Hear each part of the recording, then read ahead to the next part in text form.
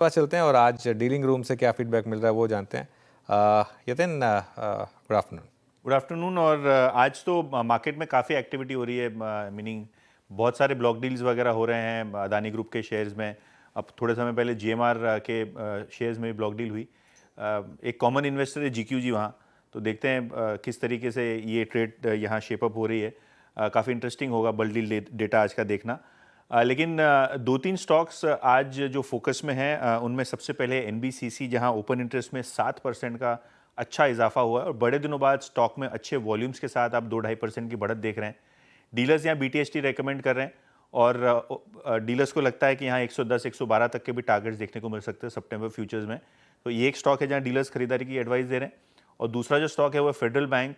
यहाँ भी आप देखेंगे तो काफ़ी अच्छा ट्रैक्शन है, प्राइस एंड वॉल्यूम एक्शन है, ओपन इंटरेस्ट 2% ऊपर है और डीलर्स यहाँ पोजिशनली उनको लगता है कि 200-202 तक के टारगेट्स देखने को मिल सकते हैं क्योंकि डोमेस्टिक फंड बैंक यहाँ भी जारी है। तो ये भी एक काउंटर है जो आज डीलर्स की खरीदारी के रेडार पे है। ओके, एनबीसीसी और फेडरल बैंक स्पॉटलाइट में भी शुमार था, अच्छी तेजी के साथ क्लोज होने की तारीफ। शुक्रिया यतिन जी। एनबीसीसी और Federal Bank BTST trades dealers की तरफ से फिलहाल आपके लिए आती हुई। चलिए अब बीटीएसटी और एसटीबीटी ट्रेड्स लेते हैं। रुचित जी, आपसे शुरुआत करना चाहूंगी, बताइए आपने क्या पिक किया? बीटीएसटी के लिए भारतीय एयरटेल में खरीदारी करके जाने की सलाह रहेगी। एक अच्छा खासा टाइम वाइज करेक्शन है, कंसोलिडेशन पिछले कुछ समय में हमने देखा है और अब वो जस्ट ब्रेकआउट, कंसोलिडेशन के ब्रेकआउट पे वर्ज पर ही है। सो आई थिंक यहाँ पे हम कल एक अच्छा फॉलोअप मूव देखेंगे और स्टॉक 1950-1960 की तरफ बढ़ सकता है। तो करंट लेवल्स पे 1890 के नीचे स्टॉप लॉस के खरीदारी करके जाए 1950 के टारगेट्स के लिए। ओके, चलिए भारतीय एयरटेल यहाँ पर बीटीएसटी।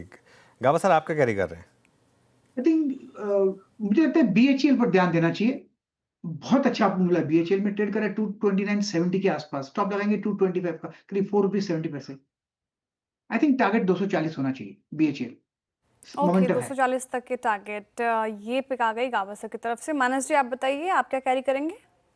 तो देखिए हिंद जिंक में खरीदारी करने की राय रहेगी। यहाँ पर स्टॉक ने 20 डे मूविंग एवरेज पे सपोर्ट लेके 100 डे मूविंग एवरेज को रिगेन किया है।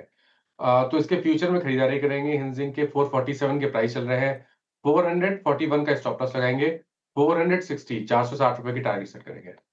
ओके, अमित जी, आप क्या कैरी कर रहे हैं कल के लिए, लॉन्ग या शॉर्ट? जी नहीं, लॉन्ग साइड में रहूंगा अनुज जी।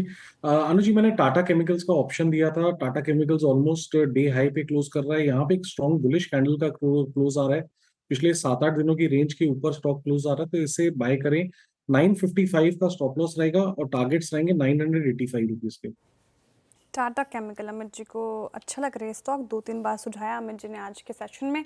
और अब सोमिल जी के पास चलते हैं। सोमिल जी, बताइए कैरी क्या करेंगे आप, कौन सा स्टॉक?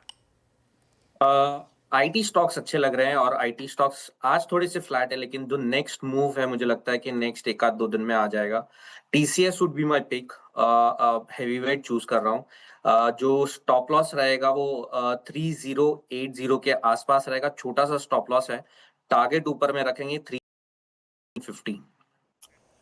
ओके, टीसीएस यहाँ पे खरीदारी की राय सोमिल जी की तरफ से। तो सारी बाय साइड की ट्रेड आई। चलिए अब आगे बढ़ते हैं और ऑरेकल के को फाउंडर लैरी एलिसन अब दुनिया के सबसे अमीर व्यक्ति बन गए हैं। दरअसल ऑरेकल का शेयर एक ही दिन में 41% चढ़ा, जिससे लैरी को काफ़ी ज़्यादा फायदा। और डिटेल समझते हैं कंचन से। कंचन, बताइए क्या है डिटेल्स? जी श्रेया, जैसे कि आपने मेंशन किया कि जो लैरी है उनकी जो वेल्थ है काफ़ी बढ़ गई है। कितना अच्छा लगेगा ना, एक रात बाद हम उठे और ऐसा अगले दिन खबरों से हमें पता चले कि हम दुनिया के सबसे अमीर व्यक्ति जो हैं वो बन गए हैं। ऐसा लैरी एलिसन के साथ होता हुआ दिखाई दिया है, क्योंकि एक दिन के अंदर, कुछ ही टाइम के अंदर जो उनकी वेल्थ है उसमें करीब करीब $89 अरब का जो इजाफा है वो हमें देखने को मिला है। और अब उनकी जो